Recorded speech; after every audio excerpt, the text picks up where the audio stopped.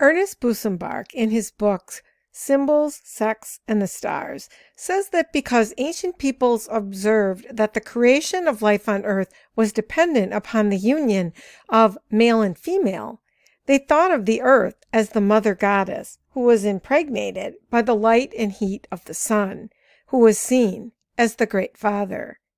Because they saw the universe as a great sexual system, and their myths allegorized in narrative form, symbols served a similar purpose in a more graphic way. Everything on earth or sky was designated male or female, according to its imagined positive or negative qualities. Natural characteristics were classified as follows. Male gender was associated with positive, sun, life, summer, good, fire, heat, vertical, square, angular, and that which is seen. Female, on the other hand, was associated with negative, earth or moon, death, winter, evil, water, cold, horizontal, even, round, curving, and all that was unseen. Wells, pools, lakes, valleys, caverns, cliffs, and fissures in the earth were esteemed as places of special veneration. In these places, sacrifices were made to the goddess Astarte. Holes or fissures in the earth from which sounds, vapors, or gases escaped were esteemed as sacred oracles. The great Greek oracle at Delphi was such a place. The name Delphi is derived from Delphus, meaning womb. Round or dome-shaped rocks, or mounts, hills, and high places were likened to the breasts of nature, or to the navel of the earth, which connected the old with the new. Such places were anciently the favorite locations for sacred altars and edifices. The mountain on which Apollo was born was called Tithonia, meaning the nipple. The symbolic relationship between rounded objects and the feminine principle was probably the source of the ancient custom of placing a mount or navel in the center of buns or sacred cakes, and the building of low, round domes on Oriental temples. From Omphi was derived the Greek word omphalos, or umbilicus, and the mountain where the oracles were delivered was called the Har al-Omphi, or merely Olympus. The Omphi at Delphi was called Omphi El, or Oracle of the Sun, while the moon was designated Olympias. The wife of Shiva, the Hindu god of creation, is called Parvati, and her Omphi or navel is one of the particular jewels to which her worshippers pay adoration. As the full-breasted mother, the lady of the mountain, or the mountainous one, she is the great omphalos of all creation, a term which also was applied to Ishtar. The sacred omphalos among the holy images in the temple of Apollo was closely related to Python, the sacred snake of Delphi, and to the cosmic egg which various myths describe as the original source of creation. The omphalos was generally represented as a conical stone resembling the shape of half an egg, standing on a low quadrangular base, but sometimes it took the form of a whole egg, merely flattened at the bottom to enable it to stand on the pedestal. In this form, its appearance is quite similar to the loop, or handle, of the Egyptian Ankh cross, which in its numerous forms symbolized the female principle. All of the early mystery religions used secret signs, gestures, and passwords for the identification of members. As the pagan cults began to disintegrate several centuries before the Christian era, numerous minor sects sprang up, such as the Essenes, Therapeutae, and the Gnostics. These groups maintained many of the old secret rites and practices. In early Christian religions, religious art, great attention was given to the pose and arrangement of hands, heads, and costumes of the saints, virgins, and other figures portrayed, so that the statues or images would fully typify the persons represented. In every country and period, grips and signs with the hand and arm have been employed by secret societies, religious bodies, trade guilds, thieves, prostitutes, and robbers to pass information between members and associates. In the language of symbolism, everything in creation that resembled the presumed creator, whether in name, character, function, or shape, was supposed to represent the deity. As gods were anthropomorphic, it followed that the creative powers of the gods were of the same form and character as their human models. Differences in physical structure were used to depict the characteristics of male and female gods. The earliest representations symbolized the generative organs, a circle or oval for the female, and an upright shaft or pillar for the male. All of the great creative deities of antiquity were personifications of the genital powers and were always arranged in groups of three. This appears to have been the origin of the Trinity, 3 gods in one, and 1 god in 3. The principal gods of the Assyrian triad were Ashur, Anu, and Ea. The name of Ashur, the supreme god, signifies in its various spellings to be straight, upright, and the erect one. Ashur, the central upright member of the Trinity, was identified with the threefold sexual symbol. In Babylonian relics, the right testicle represented Anu, and fire, heat, and light, and the left represented Ea, water. With Beltis, the goddess representing the female unit, they made up the Arba, the 4 great gods of the quadrilateral, the perfect earth. The use of the cross as an early sexual symbol was widespread. Busenbark says that more than 300 variations of this symbol have been found throughout the world, many of them dating from the Stone Age. Appearance of the cross, wherever sun and fertility worship flourished, may indicate that the intersecting bars of the cross originally symbolized the rays of the sun, which impregnated the earth with its life-giving power. The cross has also been believed to represent the solstice period, when the sun crosses the equator, the day it is said to be on the cross. In the ancient method of crucifixion, the condemned person was affixed to a tree with the arms and legs outspread in the form of a cross. We come across ancient crosses that show a solar disk placed at the intersection of the bars, which symbolizes the sun on the cross. The Latin cross was first used as a Christian symbol only in the 3rd or 4th century. It was not used as a crucifix originally. It did not have the body of Jesus upon it, but it was accompanied by the figure of a lamb in paintings and sculptures. The lamb was always shown upon or in front of the cross, or was represented as bearing the cross. In some cases, it was shown to be bleeding from wounds in its side and feet. 4th century sculptures show a lamb performing miracles, such as raising Lazarus from the dead or multiplying the loaves and fishes. The association of the sun, cross, and lamb originated in the ancient custom of celebrating the crossification or Passover, when the sun crossed the equator at the spring equinox and passed into the zodiac sign of Aries, the lamb. Lambs were used in sacrificial rites in many ancient cultures, including Babylonians, Egyptians, and Jews. The animal was usually represented before a cross with sun rays or a solar disk encircling its head. In early Christianity, it was the blood of the Lamb of God which took away the sins of the world.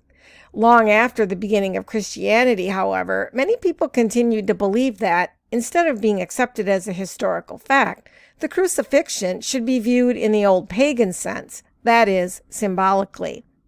Because the church did not want to address this controversial issue in early days, as it formulated its doctrines and amalgamated its power. For almost 7 centuries, it forbade the placing of Christ's figure on the cross. None of the paintings in the Roman catacombs show him on the cross. In the Holy Sepulchre, he is represented by the figure of a lamb. It was at the Council of Constantinople in 692 AD that this policy was finally reversed, and afterwards all crucifixes then bore the figure of Jesus, although the lamb continued to be shown usually at the front of the cross. Another example of cross symbolism used by the ancients is the hooked cross, or swastika. The word swastika is derived from the Sanskrit word su, meaning well, and asti, meaning it is. When the limbs face toward the left, the device is called Swastika, and it is a female symbol. The swastika represents health and happiness, and Hindus believe it has the power to scare away evil. The swastika is one of the mystical marks, which may be counted on the famous sculptures called Buddha Pada, or the footprints of Buddha. The Ramayana, the Hindu scriptures, say there was a swastika on the prow of the sacred sun boat of Rama, the seventh incarnation of Vishnu. It is also found on the sun chariot of the fire god, Agni. Parsi jewelers and bankers in India sometimes place the design on their safes as a talisman of good fortune. When placed within a circle, the swastika is a sacred symbol of the fire-worshipping Jains, to whom it represents the 4 grades of existence of souls in the material universe.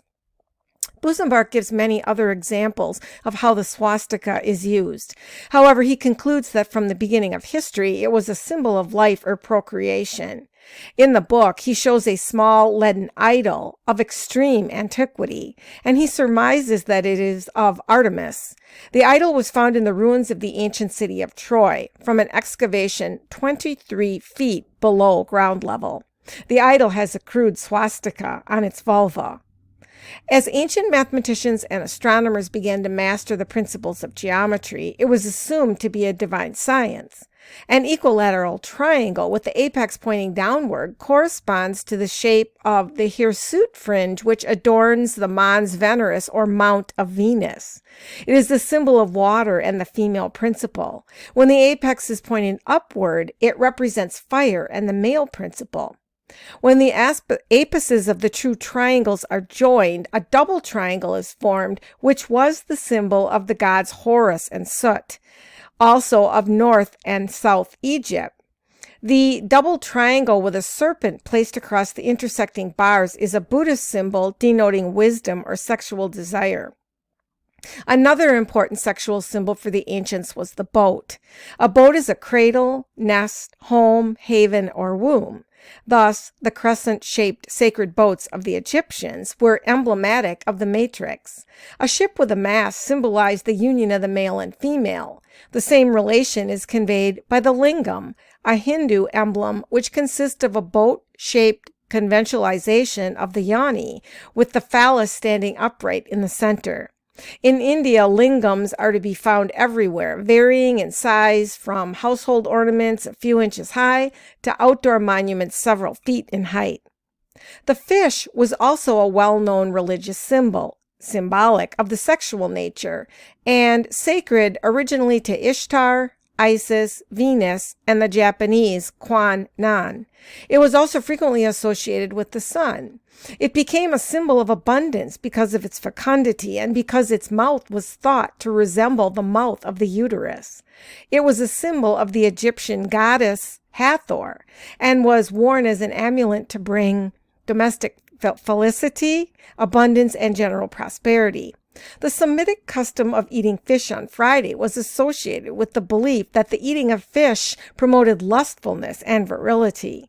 The shape of the fish mouth is also associated with the vesica piscis, or pointed oval. The pointed oval was used in Europe during the Renaissance as a frame for paintings and stained glass windows. Busenbark suggests that the origin of this was due to the custom of artists to draw halos or rays of light around the heads of Mary, Christ, and the apostles. Another sacred ithyphallic symbol was that widely used by ancient peoples, and it was the serpent, particularly the cobra. Its ability to puff up its cape, to raise its head erect, and weave it from side to side caused it to be associated with the phallus as a symbol of life, procreation, and wisdom. As a symbol of continuity, circularity, infinity, and immorality, the serpent was often pictured with its tail in its mouth. This symbolized eternity or without beginning or end. Priestesses at the great oracle at Delphi were called pythonesses, or sacred women. Snakes were consecrated symbols of the Bacchic orgies. Snakes were kept in Apollo's shrine and fed by naked priestesses. The uraeus, or cobra, was placed on the foreheads or crowns of Egyptian kings and was shown united with the solar disk whenever it was desired to depict the life-giving power of the sun. The cobra was also a special emblem of Isis and Nephthys, and eventually became identified with all of the goddesses. Bells are very old sexual symbols also, the hollow bowl being female, the clapper or tongue male. Oriental maids wore bells until marriage to signify virginity. In biblical times, Jewish girls wore bells, and about or slightly above the knees they wore a light chain. According to Busenbark, the prophet Isaiah used to complain that impudent maidens walked through the streets of Jerusalem with tinkling bells and a mincing gait. He says that the custom arose through a belief that violent movements of the body in walking briskly or over objects might break the delicate membrane called the hymen, which was the evidence of virginity. Therefore, chains were worn around the knees, which forced the maidens to take very short steps so as to preserve their token of virginity. Pillars representing the male and female principles were found at temples throughout the ancient world. They stood in front of the entrance of the temples, which formed a symbolic gateway or door of life. They typified life, strength, and protection. There were 2 pillars in front of the temple of Hercules at Gades. A pair of pillars flanked the approach to the entrance of most temples in Egypt. The 2 pillars, Yakin and Boaz, which stood before the Temple of Solomon, had male and female names. Single pillars and towers in ancient structures and monuments were also of phallic origin. Among the nature worshippers, there was a complete absence of sexual inhibitions, and their most honored gods were those believed to regulate the mysteries of the life cycle. Next in sanctity to the gods who created all life were the instruments with which they performed their holy miracles. Egyptians dedicated the sexual organs to the god of generation by the rite of circumcision long before it was practiced by Jews. The words sacrifice and sacrament are from the Latin word sacer, meaning sacred. Sacer is similar to the Hebrew word zar, meaning phallus. The words test, testify, and testimony are derived from the ancient practice of swearing by the testes. References are made in the Bible to phallic idols, images, and worship, but they have been so thoroughly disguised in translation that the average person has no understanding of them. Busenbark says many of the names of people and places mentioned have a phallic significance. Examples of these are when the Bible uses the words abominable thing, filthiness, and nakedness, which refer to the sex organs.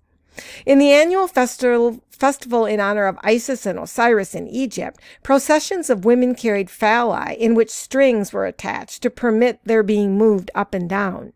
In a procession during the reign of one pharaoh, a phallus was carried which was covered with gold and was 120 yards long. Before the temple of Venus at Hierapolis stood 2 phalli which were 180 feet high, upon which a priest mounted annually and stayed for 7 days. On the walls of the temple at Thebes, Egyptian gods and kings are portrayed with the phallus erect. The phallus became synonymous with the Roman god Fascinus, from which the word fascinate originates. The symbol of Fascinus was worn around the necks of women and children and was supposed to possess magical power, which enabled the wearer to influence others and to be protected from the magical influence of others. Later, this Roman god came to be identified with Priapus. Of all the titles under which the god of procreation was worshipped, none was so widely known as that of Priapus. According to Busenbark, as different groups or cults came to exercise a preference for worship of either of the creative powers, they became known as worshippers of the male or female power. In Busenbark's final commentary on ancient sex symbolism, he says that the growth of Christianity was due in part to a repugnance against the orgies and obscenities of fertility cults, which involved sacred prostitution, phallic worship, self-mutilation, and other extremes. Whereas the old religion was devoted to worship of the powers of procreation, the new one, Christianity, developed a profound abhorrence of sex. Its members believed the creation of life to be innately sinful and a cause of human degradation. Busenbark concludes that in its movement away from these practices, the pendulum had swung to the other extreme.